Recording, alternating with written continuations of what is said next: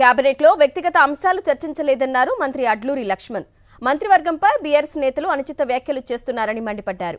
కేబినెట్లో జరగని విషయాలను జరిగాయని హరీష్ రావు ప్రచారం చేయడం దుర్మార్గమన్నారు.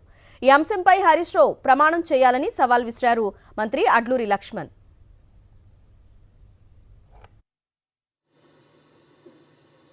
రాష్ట్ర కేబినెట్లో అంతర్గతంగా జరిగినటువంటి అంశాన్ని పచ్చి అబద్ధాలు మాట్లాడతారండి. నేను చెప్పిన మన కరీంనగర్ ప్రెస్ మీట్లో చెప్పినండి, మళ్ళీ ఒకసారి రిపీట్ చేస్తాను, మళ్ళొక్కసారి గుర్తు చేస్తున్నా. ఏదో రాష్ట్ర కేబినెట్లో ఏదైతే మాట్లాడిన అంశాన్ని అబద్ధాలుగా పచ్చి అబద్ధాలుగా మాట్లాడిన హరీష్ రావుకు ఒక మాట చెప్పిన నేను మీ ద్వారా మళ్ళొక్కసారి గుర్తు చేస్తాను. మా గాంధీభవన్ మీడియా మిత్రులు, రాష్ట్ర మీడియా మిత్రులు ఉన్నారు కాబట్టి పొద్దున్న ప్రజల్ని దేవుడిని నమ్ముకొని బయటకు వెళ్తాం, సామాన్య కార్యకర్తలు కాబట్టి. అదే దేవుడు వెంకటేశ్వర స్వామి సిద్దిపేట ఆలయం ఉన్నది హరీష్ రావు గారికి. ఆ సిద్దిపేట ఆలయం లోపల శనివారం రోజు వస్తావా, లేదా నువ్వు ఆ నామినేషన్ రోజు ప్రతిసారి అక్కడికి పోయి అక్కడ నామినేషన్ కాయలు పెట్టి నామినేషన్ పోతాడు. అక్కడ ఆ దేవాలయానికి నేను వస్తా, నేను క్యాబినెట్లో ఉన్నా, ముఖ్యమంత్రి గారు అనుమతి తీసుకొని వస్తా.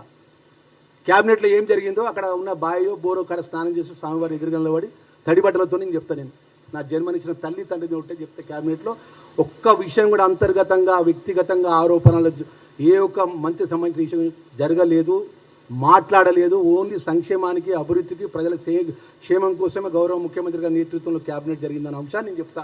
ప్రతి అంశం ఎజెండా అంశాన్ని మాట్లాడతా, ప్రతి మాట మాట్లాడతా. మరి దాన్ని కట్టుబడి ఉంటావా?